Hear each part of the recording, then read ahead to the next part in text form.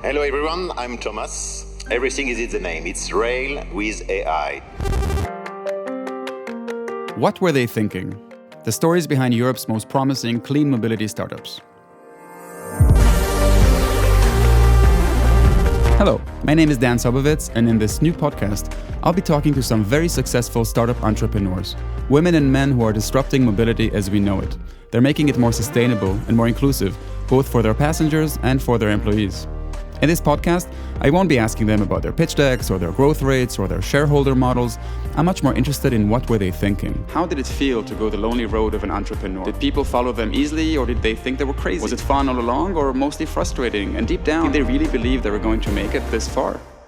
This time, I have in the studio with me Thomas Mouffa-Jondet, co-founder of Railway, or perhaps I should pronounce it Rail AI, because that's how it's spelled. In any case, in your company, you are leveraging data for efficient rail maintenance. So first, Thomas, welcome to our podcast. Hello, Dan. Thank you for inviting me. Great to have you. You came from the extreme cold of Finland into the warm and cozy studio here in Helsinki. Before we really speak about Railway, let's talk about you. Both you and your co-founder, Jean-Michel, had comfortable jobs living nicely in the south of France, where it's always warm, not like here in Helsinki. At this time, I was still living in Paris. Okay. So still nice, still comfortable. You were both holding executive director jobs or partners. You were at Sinovate.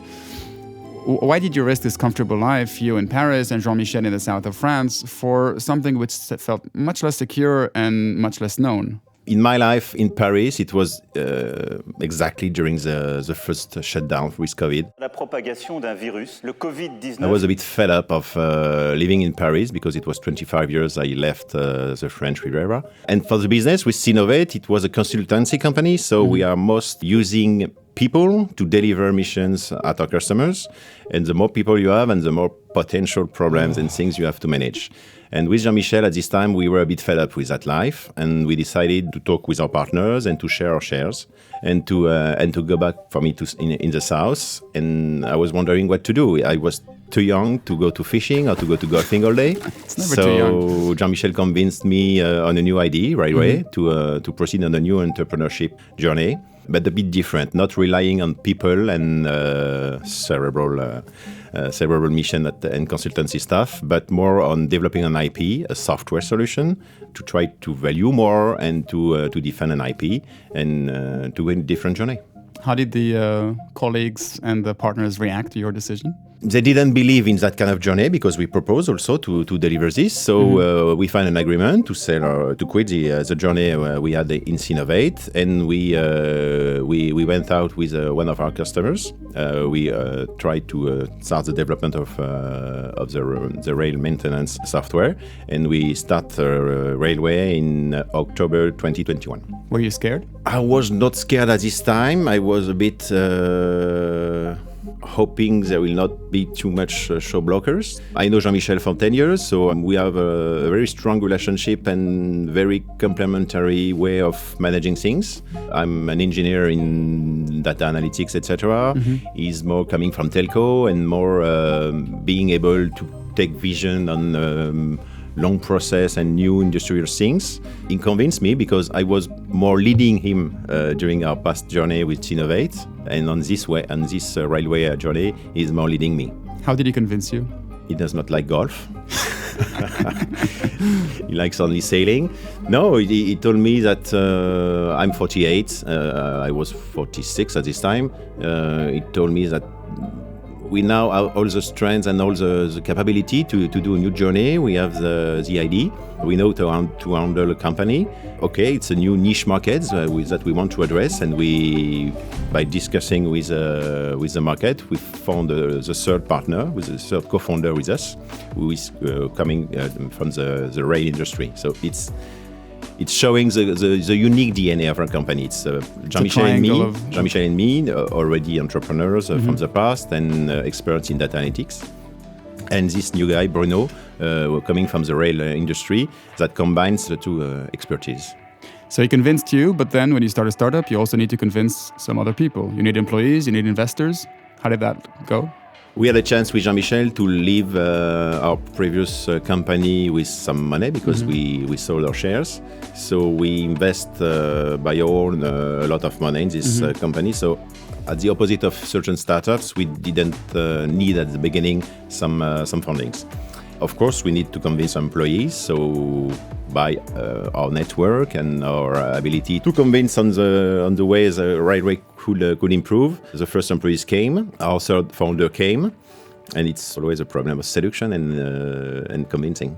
We hear a lot about AI in robotics, healthcare, etc., but you are here to disrupt even rail, a fairly traditional industry, inviting it to make use of its data with AI tools. So explain to me, what does it mean actually to use AI in order to make rail maintenance more efficient? Because in rail infrastructure today, we have a lot of amount of data, but 87% of this data available is not used. So our goal is to gather and to crunch all this data information to provide with AI models pertinent and predictive maintenance to operators and to have a more efficient way of managing the infrastructure to make it reliable for all trains. So let's start the other way around. What's the 13 that is being used now, the 13%? Is used to retrieve some alerts for the infrastructure, to see if the ballast, if the geometry of the rail, if the catenary is in good operation. But 87% of data is not used. So what's the potential with the rest of the 87? What potential else can is to be able to crunch everything, to make a parallel with AI, with some information coming from the ballast, from the weather, and from other things, other sensors from the rail, and to be able to provide a predictive maintenance way of delivering the operations. So in the long term, that would make rail what? More cost efficient, maybe lower the ticketing, more attractive for people to use rail rather than other means of transport? Yeah, today 10 to 15% of trains are late or cancelled. And this across Europe? Yeah, across Europe. And this is a huge cost of social information and budget information. It's 6 billion euros at Europe scale. So our goal is to provide a way to optimize this from 20 to 30%. At which point did you realize that Jean-Michel was right all along and you were up to something big, that this was going to actually work? The big eureka moment, it's the first meetings we did with specific rail prospects, the feedbacks were very good. I would say 4 on 5 prospects we met, even now, are interested. It's not meaning that they will sign a contract in an hour, but they are very positive on it. Because maybe rail industry is something it's not a critic, but it's very old, it's very heavy as an industry, and innovation and analytics and AI in that space is not so common. So they are pleased to understand what we are proposing. So that's both an advantage and disadvantage. When you meet with rail companies, on the one hand, it might be the traditional ones, but at the same time, are they happy to be disrupted, to discover? You're basically telling them that they're sitting on a sack of gold. You're telling them, you have all this data that you're not using. I'm here to help you monetize it. Or it depends on how you present things and what is his behavior. Or hers. If it's someone with 50, 55 from the past, etc., it's very long to convince because, of course, he will tell you, I already say the same thing with Excel, with Access, with things. But if you see someone open to innovation, open to new technology, etc., it's more easier. I know the English language is very gendered, but let's try to use him or hers, because one of the things we try to do at the Startup Prize is to encourage more women, and that's something that we try to inclusion. So trying to work. I'm afraid, unfortunately, that in the railway industry, we don't have a lot of women. I learned something interesting in the last episode when I spoke with Lars from Wanda. And he said something very interesting. He said, having at least some level of diversity from the start makes it so much easier to expand on that. That came from a Norwegian, with a Norwegian mindset. But you're in south of France now. I mean, how do you feel about diversity? When you run a company, when you start a company, you have to rely on already skilled and educated people with university, etc. So the work has to be done also by governments and things that before us. I cannot invent things that are not existing. I mentioned in the offset that you were already successful. All the startups that are on this podcast are all those who won this year's edition of the European Startup Prize for Mobility. So once everybody gets on stage, the vice president. All right, so As everybody's making their way to the stage, thank you, jury members, evaluate. This is the 5th edition of Europe's largest acceleration program for clean mobility startups. The Startup Prize is a private-public initiative which brings together all major EU institutions, together with national authorities, philanthropies, and multinational companies who jointly scout, rank, and boost Europe's most promising clean mobility startups. This year, we received over 700 applications from mobility startups across all of Europe. They went through a very rigorous selection process, both written and in front of a professional jury. The prize then connects the winners with partners for investment and partnerships, presents them to VCs and CVCs, provides them with visibility all across Europe. We're actually recording this episode in Helsinki as part of the winners tour, which brought us to Slush. If you'd like to learn more about this edition's winning startups, you can visit startupprize.eu. From us, we'll now invite you for a cocktail upstairs if you've been watching us online, our broadcast. So to go back to your journey, how did applying to the Startup Prize or winning it fit into your overall trajectory? With Jean-Michel, we did not plan anything in the past. You mean other competitions? No, in applying that kind of prize, it's when you build a company, it's always taking opportunity. So for the rail industry, the Festival de Cannes of rail industry is InnoTrans, which is a big event in Berlin in September each 2 years. So we went in 2022. We had a chance to have a small chat with the French Ministry of Transportation, Clément Beaune. So we saw him at the InnoTrans. He said to us, please apply to the Propulse program, which is something from the Agence de l'Innovation of French Transportation Minister that we won. Well, Clément Beaune is interesting for the Startup Prize as well because he, I don't know if you know, but he was the one who hosted the opening ceremony of this very edition in Paris in the Ministry of Transport in April when the prize announced that applications were open. And at the award ceremony of the Propulse, it was in February this year, we met Karima Deli and she told us about your European Startup Program for Mobility. So to open the brackets, Karima Deli is indeed a member of European Parliament. She's the chairwoman, I always call her the Wonder Woman, of the Transport Committee in the European Parliament. C'est maintenant ou jamais. N'attendez pas que le monde bouge, le monde change. Vous avez tous les pouvoirs entre les mains. And she indeed in 2017 founded the European Startup Prize for Mobility together with the French-based VID, an accelerator, and the Boston Consulting Group. Since then, as I just mentioned, many other institutions, companies, philanthropies joined. Along with the event, said to Jean-Michel, apply to the EUSP. So we did. And so among 700 candidates. And finally, we received one special prize and be gold winner. So it's why we're here. You know what's unfair? Some startups apply year after year, and you just went there for the first time nonchalantly and won. Yeah. I noticed that Jean-Michel uses in his pitch deck the fact that you won. So that's always a pleasure for the prize to hear. But how does it serve you now for the next steps? We need acceleration. So I know that Jean-Michel knows better than me, but I know that we had won sort of days of consultancy with, for example, Roland Berger. Roland Berger, exactly. So that's something that is meaningful and useful for you. So you will go through a dedicated acceleration with our experts. So I should tell the listeners that we actually, at the closing ceremony that we had in October in the European Parliament, there was a competition among the viewers to choose the top 4 among the top 10. And you were among the top 4. The second gold winner award. Second gold winner is Railway.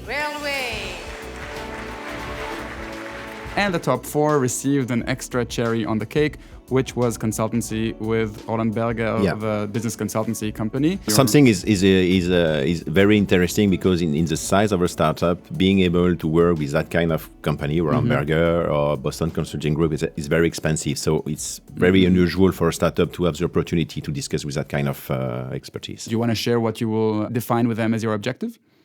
If they bring us very interesting shift in our model or in things. So you want to basically be challenged, to show them what you're doing and ask them, am I doing the right thing? We want to understand with experts if we are right in the way we go on the market and maybe the pricing model, but also in what we have in the coming months, which is fundraising. So which round are you doing now for fundraising? Till date, we just invest our own money. We had we had some helps and loans from the French public bank, some also regional things, etc. But now we will open for the first time the equity. So roughly, we are looking for between 3 and 4 million euros. That can be a mix between equity and public loans, etc. So investors who are listening to this podcast should contact the Startup Prize and ask to be put in touch with you, Thomas? I hope so. That I was not very good in organizing my venue, my visit with taking appointment with VCs, but I will be available during those days at Slash on the booth with you to visit VC. And I hope tonight also we have a side event that we should have some VCs in the room. But that should happen as we are recording it. That should happen tonight. Hello, everyone. I'm Thomas. Everything is in the name. It's Rail with AI. So I spend all my life in giving my expertise to data and analytics. But as part of the Startup Prize, the top 50 will actually get to pitch in front of a major group of VCs and CVCs. We're talking about 100 of them. So there's still a bunch of opportunities along the way. Also with EAT Urban Mobility, which is one of the prize's partners. Also with the European Investment Bank. What we're doing now is giving the startups more visibility, but investment is definitely also a major part of it. And as you said, the consultancy by Roland Berger. So yeah, and we hope also, even if we don't see any VC or interested investors in Slash, also maybe some discussions with Giorgio or maybe also with VID.